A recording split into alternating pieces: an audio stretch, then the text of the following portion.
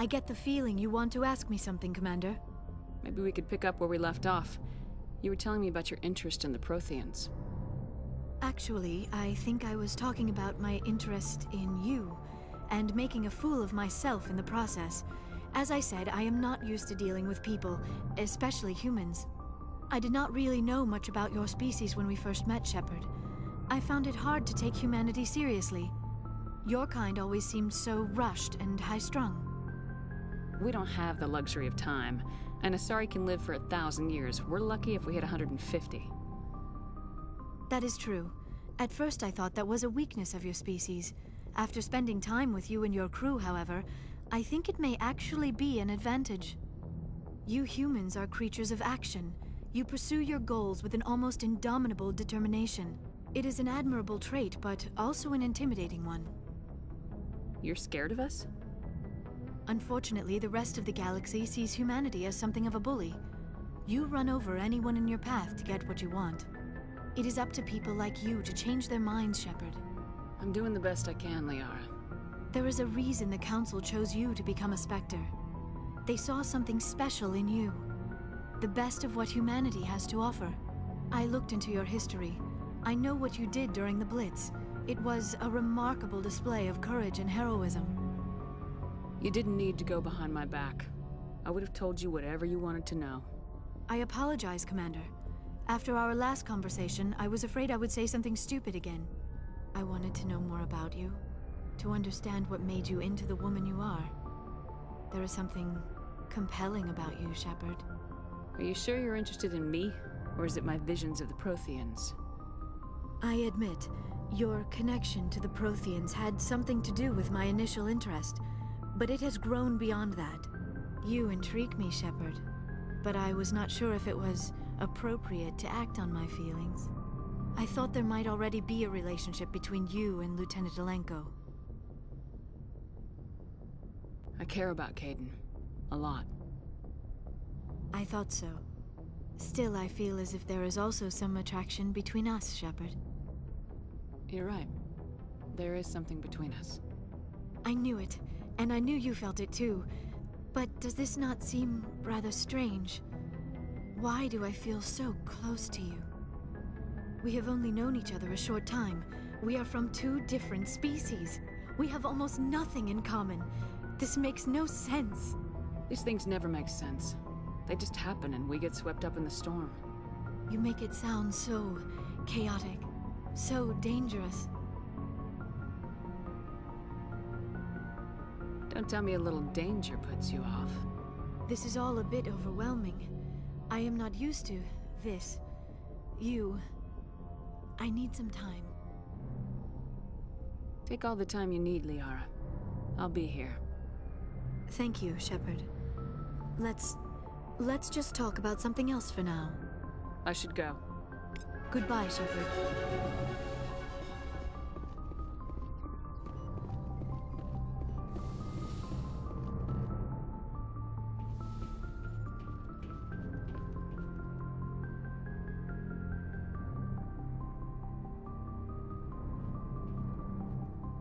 Do you have some time to talk now, Commander?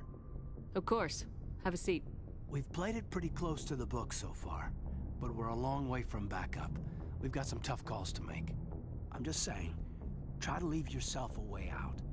I've seen what cutting corners can do, and I'd hate to have that happen to you, Shepard. Commander. That's not the appropriate way to address your commanding officer, Lieutenant. Sorry, ma'am. Maybe I got a bad signal. And if you're maybe there's someone else you'd rather confide in. Ma'am. All right, Alenko. Off the record, permission to speak candidly, cross my heart and hope to die. What are you talking about? Dr. Tassoni, ma'am. There's a lower deck rumor that she's, interested in you as more than a source of Prothean data. She's a very interesting lady. Not to my, tastes, but, I never claimed to be big on alien culture. You seem awfully worried about my personal affairs. It's just that we don't have much downtime these days. I like being around you, but I don't want to take up your personal time. Look, there's nothing between Liara and me. What's the real issue here, Caden? You're right. Sorry, it wasn't, Liara's not my main concern.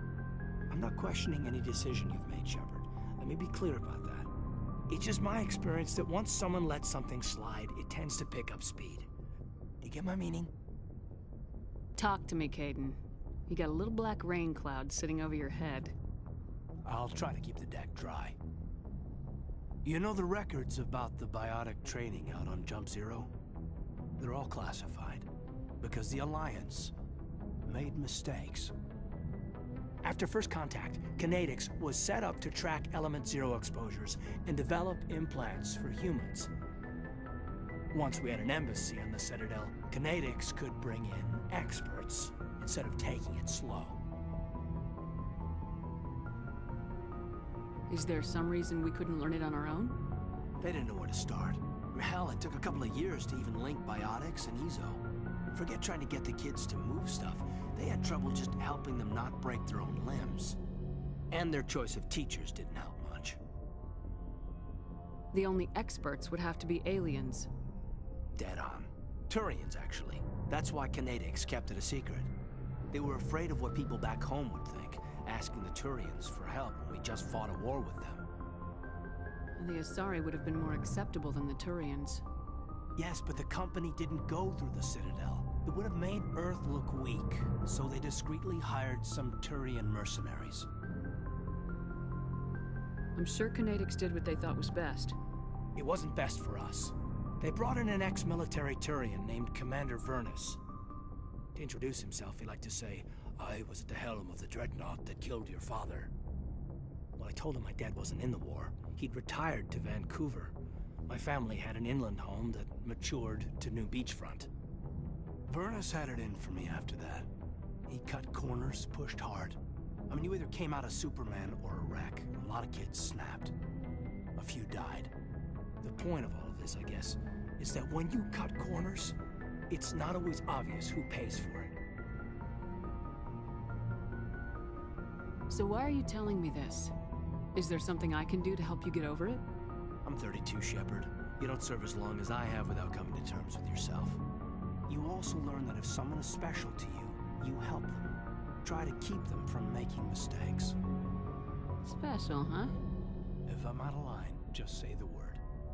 You're not out of line, Caden. But there are regs. I get you, Shepard. I don't make a habit of complicating the chain of command. Just think about what I said. We'll talk later, Caden. I'd like that.